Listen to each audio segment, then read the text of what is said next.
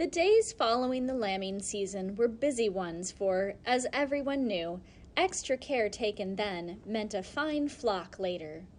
The lambs were marked with notches in their ears, so one year's crop, as well as one farmer's flock, could readily be distinguished from another. Ewes, female sheep, with their lambs, were divided into small groups and kept in pens that they might be watched more closely and fed more evenly. The ewes were given good rich hay and grain so their milk would be abundant, and the lambs had only to turn to their mothers for the food they so urgently and constantly wanted, dropping down on their knees and reaching up to the heavy udders. Mothers and children knew each other first by smell and later by voice. The plaintive sound of a bewildered lamb momentarily separated from its mother would soon bring the answering tone of a delighted sheep. Sometimes a lamb mistook another's mother for his own, his mistake being met by an unceremonious bunt.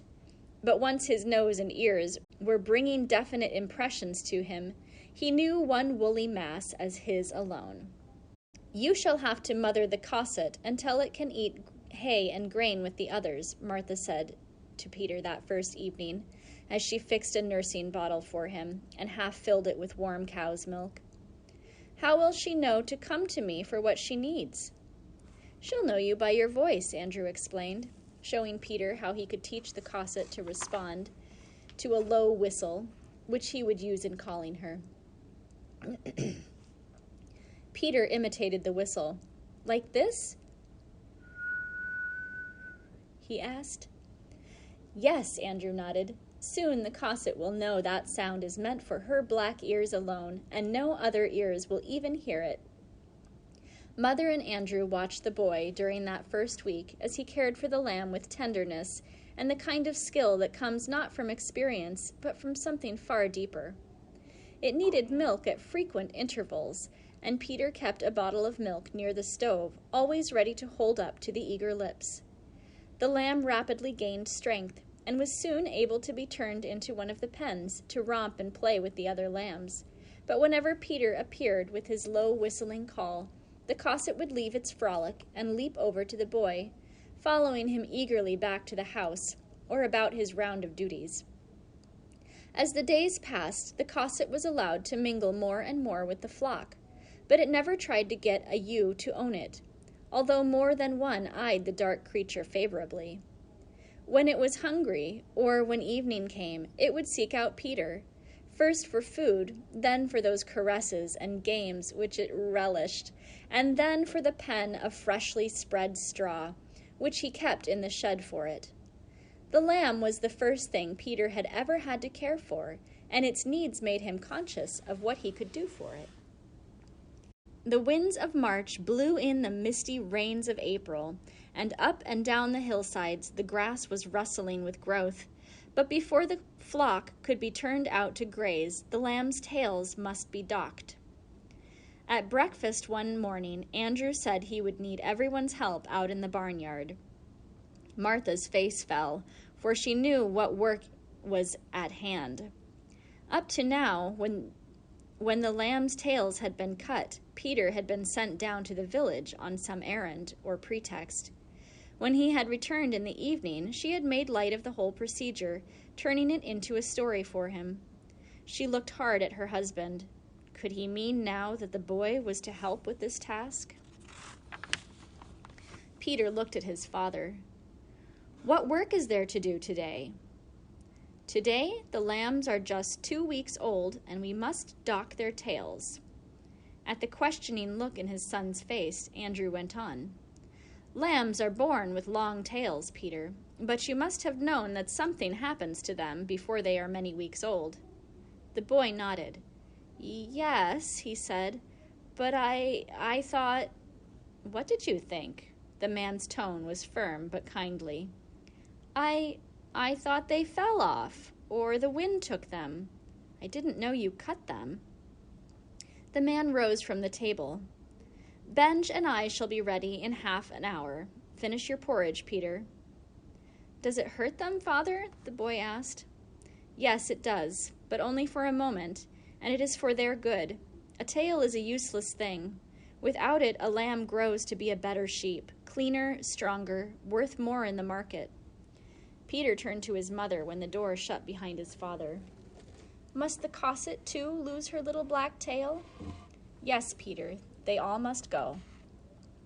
Peter picked up his spoon and started to eat his porridge, but it tasted only soggy and cold and not good at all. Martha looked at her son. So this was the beginning of growing up. This was where the road they had been traveling together first parted. Go play with the Cosset while I do the dishes, she smiled at him. He returned the smile and slipped from his chair, running out to the shed where the Cosset waited for him in her pen.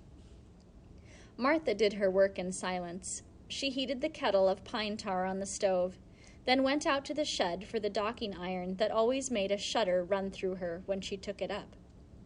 Come along, Peter, she said. Peter put the Cosset in her pen, then helped his mother carry the kettle of pine tar. In the barnyard, Andrew and Benj were busy separating the ewes from their lambs. Martha hung the kettle over the fire that burned in one corner, and laid the iron in the embers. By the time the anxious ewes were in one pen and the gambolling lambs in another, the docking iron was hot. There was a stillness in the air, and the scent of pine tar hung heavily about. From the house came a restless baaing. The Cosset was not used to being alone. Benj said, "Shall I bring a lamb?" Andrew shook his head and nodded to the boy.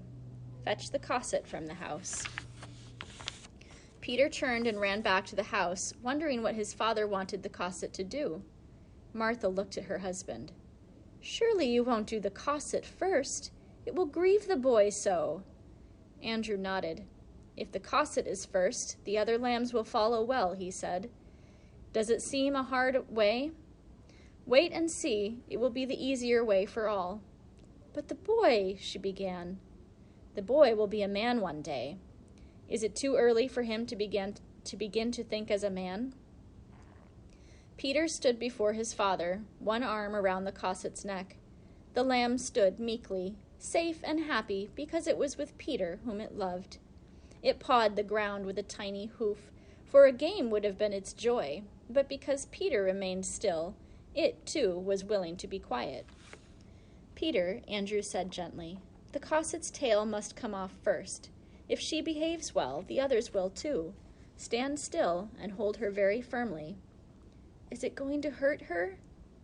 "Hardly at all, for it will happen so quickly."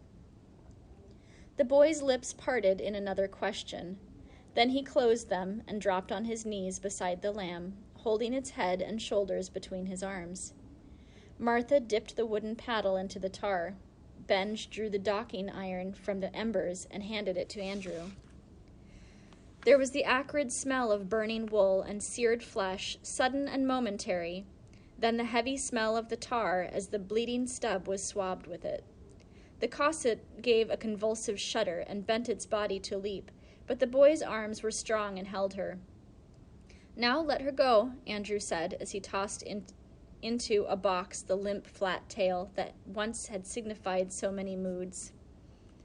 The boy relaxed his hold. The Cosset shook herself and sprang away in a series of quick leaps. Crowding at the bars of the pen were the other lambs, eyeing the Cosset, eager to follow her. One by one, Benj led them out, and the boy held them while the work was done. One by one, the lambs scampered off to play with the Cosset, jumping now even higher than they had before, free from the weight and clumsiness of their loose bobbing tails. It had taken most of the morning, and the air had grown heavier and heavier with the ugly smell of burning wool. But now it was over, and Martha had started back to the house. Benj was busy cleaning the docking iron. The lambs, returning to their mothers, were seeking from them the comfort of their milk. Andrew turned to his son. "You did a man's work this morning." Peter smiled proudly and slipped his hand into his father's. "Shall we work together now always?"